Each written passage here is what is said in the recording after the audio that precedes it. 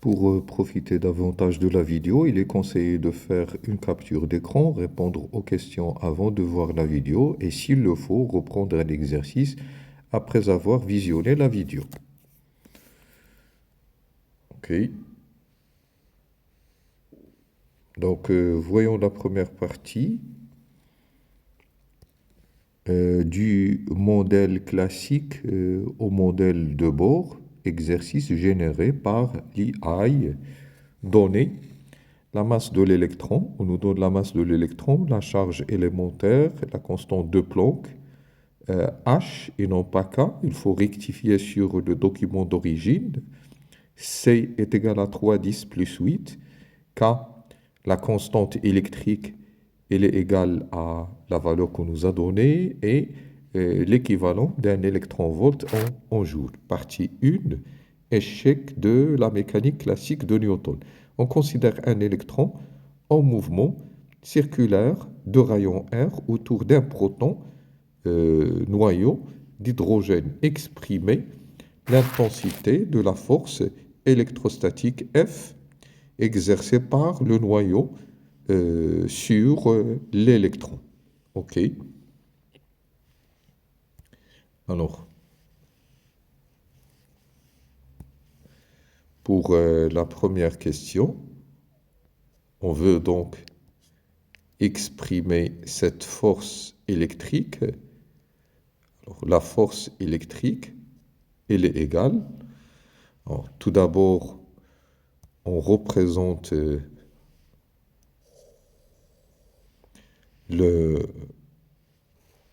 l'atome. Donc ça, si vous voulez, c'est la trajectoire de l'atome. C'est la trajectoire plutôt de l'électron. Là, nous avons un électron et là, au centre, nous avons un noyau. Et donc, cette distance, c'est le rayon de l'atome plutôt. Oui, c'est le rayon de l'atome.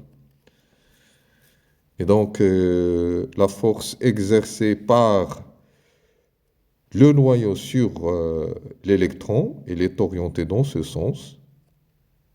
Ça, c'est la force électrique. La force électrique. Le noyau, elle a une charge, on va l'appeler QA, est égal à E plus E. Et l'électron, elle a une charge Q2 qui est égale à moins E. Alors, la force électrique, elle est égale à 1 sur 4 pi epsilon 0 QA fois Q2 sur la distance qui les sépare au carré. La force électrique, elle est égale, eh bien cette quantité, 1 sur 4 pi epsilon 0, c'est ce qu'on appelle la constante électrique. C'est K. K, on va valeur absolue ici. Donc Q1 c'est E, Q2 c'est moins E, E fois moins E c'est moins E au carré. On va valeur absolue, c'est E au carré sur R au carré. Et c'est le résultat recherché. Pour la question 2, en appliquant la deuxième loi de Newton, montrer que le mouvement est uniforme. Alors, deuxième loi de Newton, c'est en fait la somme des forces est égale à m fois a. Le système étudié, c'est en fait l'électron. Et donc la seule force qui s'exerce sur l'électron, c'est une force électrique. On néglige la masse. La force électrique est égale à m fois a. Le mouvement de l'électron, c'est un mouvement circulaire. Donc on va utiliser le repère de Fresnel. Donc là, c'est une tangente que j'appelle U. En projetant sur projection sur la tangente U, eh bien ça va nous donner F électrique tangentiel est égal à M fois A tangentiel. Or, F électrique, vous voyez que F électrique, il est perpendiculaire à la tangente. Il n'y a pas de projection de F électrique sur la tangente. Donc cette quantité, elle est égale à 0.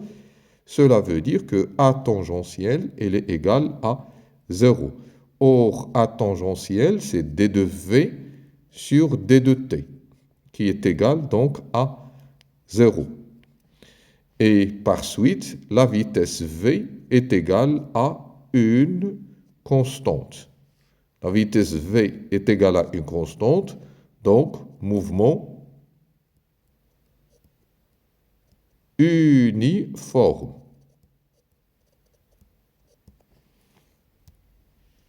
Pour la question qui suit, la question 3, on nous demande d'établir l'expression de la vitesse en fonction de K, E, la masse de l'électron et R. Cette fois-ci, on va considérer la projection sur la normale n du repère de Fresnel. Eh bien, la normale n, je vais utiliser une autre couleur, la normale n, elle est orientée vers le centre, comme ça. Donc, ça nous donne donc F électrique normale est égal à m fois A normal. F électrique normale, c'est F électrique. M de l'électron fois A normal. A normal, c'est V au carré sur R. F électrique, on l'a déjà trouvé auparavant, c'est K fois E au carré sur R au carré, qui est égal donc à M de l'électron fois V au carré sur R. Les termes qui se répètent, ce R-là avec le carré, ça saute, et donc ça nous laisse V. C'était quoi la question? L'expression de la vitesse V. Donc on cherche à exprimer la vitesse V. V au carré, elle est égale à K fois E au carré. K fois E au carré sur R fois M électrons. D'où la vitesse V est égale à K E au carré sur la masse de l'électron fois R. Et je prends la racine carrée de tout ça. J'encadre le résultat final. OK. Pour la question qui suit, exprimer l'énergie cinétique de l'électron. Eh bien, l'énergie cinétique de l'électron, quatrième question. L'énergie cinétique de l'électron, c'est 1 demi m v au carré. C'est donc m sur 2. Alors, v au carré, je vais la remplacer par k e au carré sur r m électrons. Donc, on voit bien que m électrons, ça saute, ça nous laisse k e au carré sur 2r. K e au carré sur 2r. Alors, la question qui suit. La question 5. L'énergie potentielle, on nous a donné l'expression de l'énergie potentielle, c'est moins KE au carré sur R, montrer que l'énergie mécanique de l'atome, l'énergie totale de l'atome, s'écrit sous la forme qu'on nous a donnée. Alors, moins KE au carré sur R, ça c'est l'énergie potentielle électrique, moins K E au carré sur R, et l'énergie totale, c'est en fait l'énergie mécanique, c'est l'énergie cinétique plus l'énergie potentielle.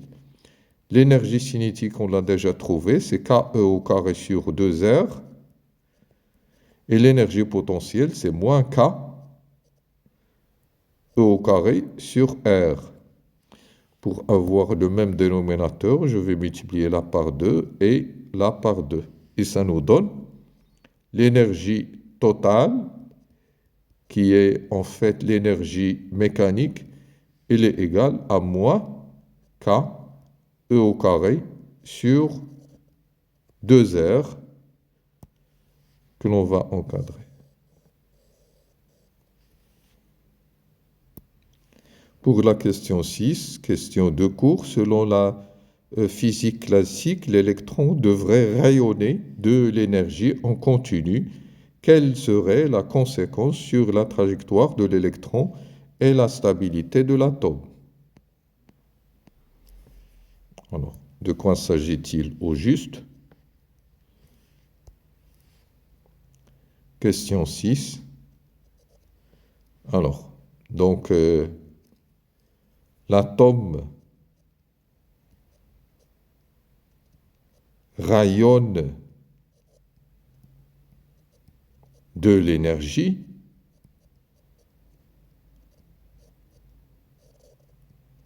ça veut dire que l'énergie totale,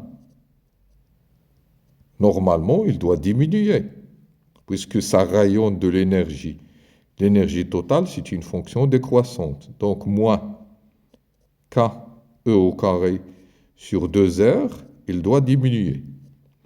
Ça veut dire que K E au carré sur 2R, si j'enlève le moins, ça doit diminuer. Sans le moins, ça doit augmenter. Continuons. Ça veut dire que K fois E sur 2, c'est juste des constantes. Donc, cela veut dire que R, c'est 1 sur R qui doit augmenter. 1 sur R augmente, ça veut dire que R doit diminuer. Et donc, vous voyez à quoi on est arrivé.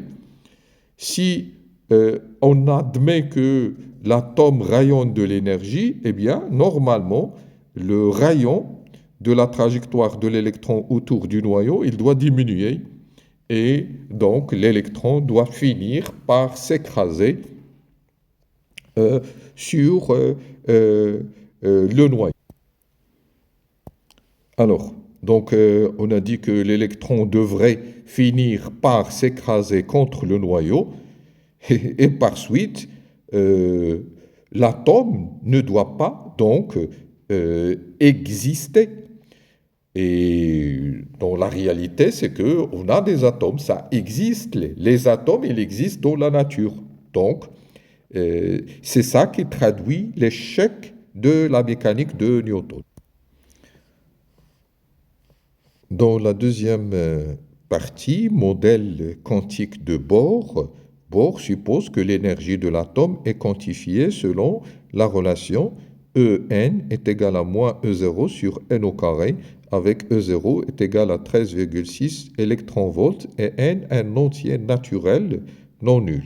Calculer l'énergie nécessaire pour ioniser l'atome d'hydrogène à partir de son état fondamental.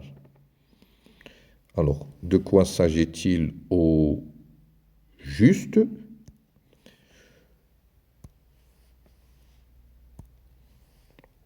On considère donc l'état fondamental. Alors, l'état fondamental, il est caractérisé par n est égal à 1. Ça, c'est l'état fondamental. Et l'état d'ionisation, il est caractérisé par n. Il tend vers l'infini. Alors, n est égal à 1 d'après la relation En. D'après la relation En est égal à moins E0 sur n au carré, c'est-à-dire moins 13,6 électronvolts sur n au carré, eh bien, n égale à 1, ça correspond à une énergie que j'appelle EA, qui est égale à moins 13,6 électronvolts. Et n est égal à l'infini, ça correspond à une énergie infinie, à une énergie qui correspond à n infini, qui est égale à 0. Donc, E1, d'après cette formule-là, c'est moins 13,6 électronvolts, et E infini, toujours d'après la même formule, c'est 0. Et donc, c'est quoi l'énergie d'ionisation? C'est l'énergie nécessaire pour passer de l'état fondamental à l'état d'ionisation. Ça, c'est l'énergie d'ionisation.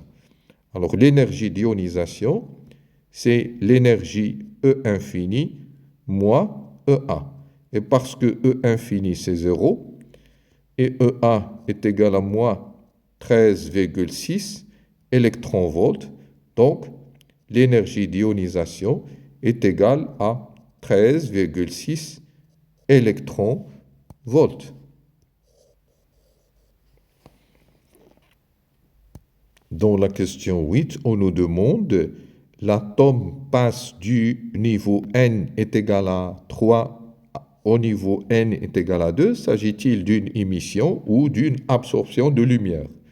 Donc nous avons un atome qui passe de n est égal à 3, un niveau d'énergie plus élevé, à un niveau d'énergie moins élevé, n est égal à 2.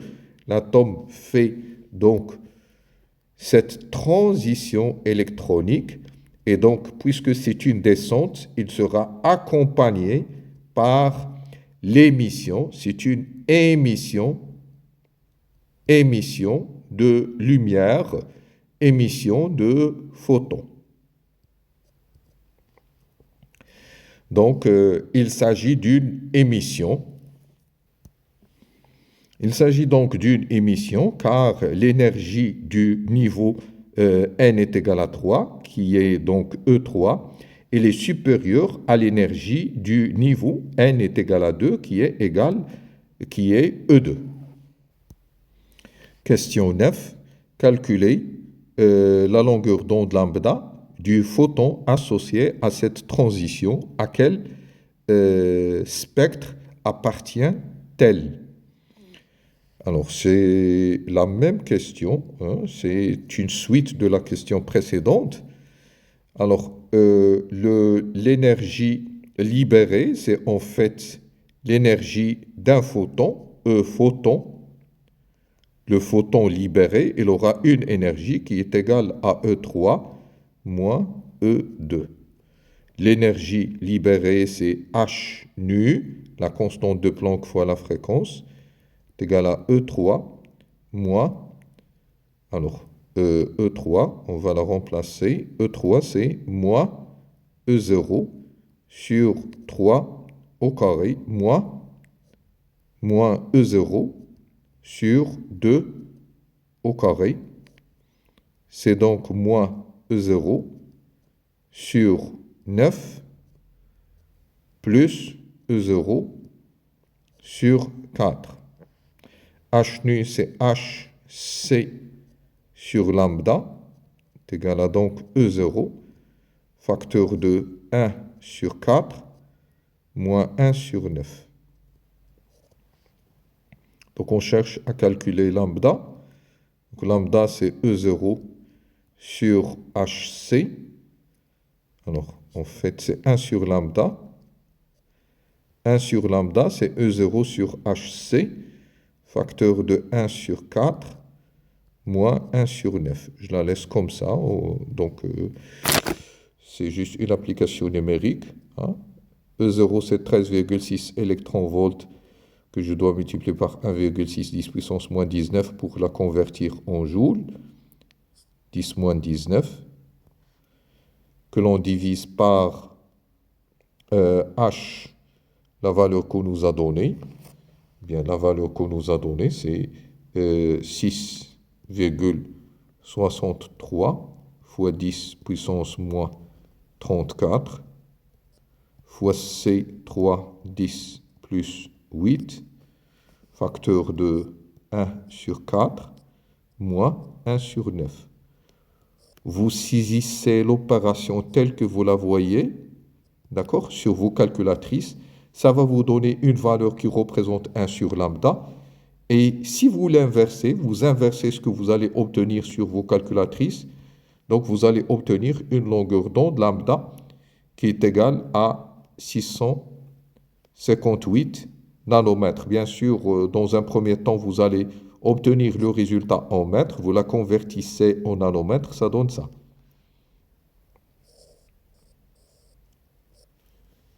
Donc 600 nanomètres. Toujours dans la question, on nous demande à quel spectre appartient-elle? Est-ce le visible ou l'ultraviolet ou l'infrarouge?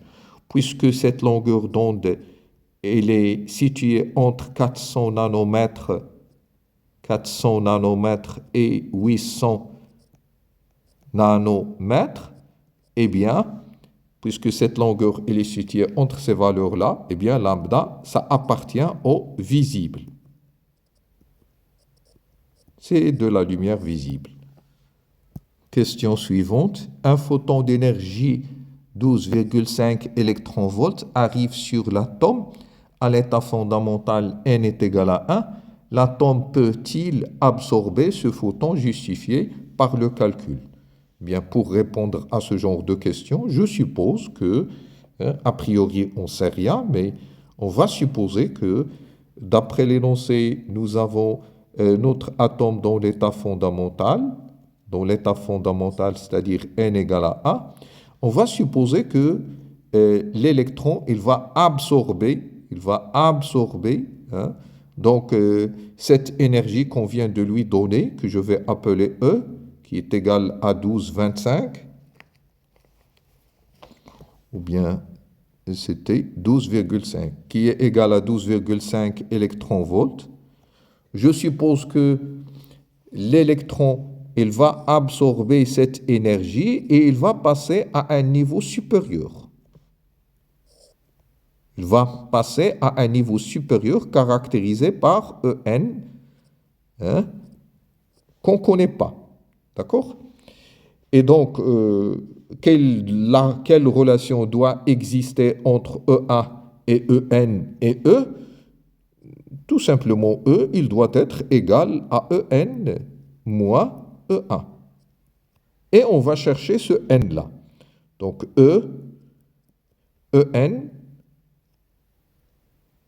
en fait, ce EN, je sais à l'avance que ce EN, ça s'écrit sous la forme de moins E0 sur N au carré. Et EA, c'est moins E0 sur 1 au carré. Ça nous donne donc E est égal à moins E0 sur N au carré plus E0.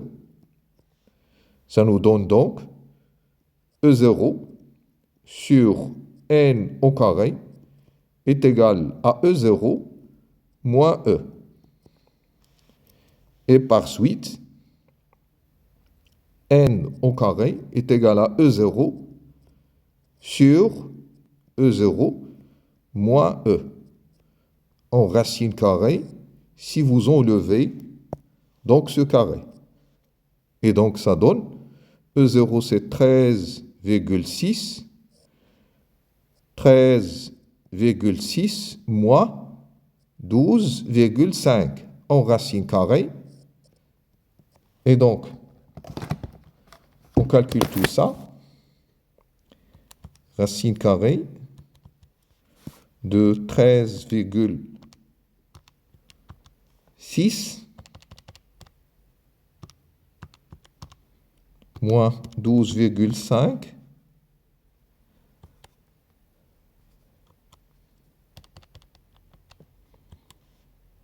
13,6 moins 12,5. Alors, ça nous donne une valeur qui est égale à 3,5. Alors, ce n-là, normalement, il doit être un entier naturel. On a trouvé que c'est 3,5. Donc, ça n'appartient pas à n. Et donc, cet état-là ne doit pas exister et par suite, le photon ne sera pas absorbé. Le photon ne sera pas absorbé. Alors, une question supplémentaire qu'on a ajoutée. Si on considère un photon d'énergie E est égal à, cette fois-ci, 12,75 électronvolts, qu'est-ce qui va se passer? Bien sûr, on va aboutir avec le même raisonnement que précédemment, on va aboutir à la même formule, E0 sur E0 moins E en racine carrée. E0 c'est 13,6, moins E c'est 12,75. Vous prenez la racine carrée. Alors, même calcul que précédemment, sauf que à la place de 5, on va mettre 75. Et ça nous donne exactement n est égal à 4. Puisque n est égal à 4, qui est donc un entier naturel, alors le photon, cette fois-ci, sera absorbé.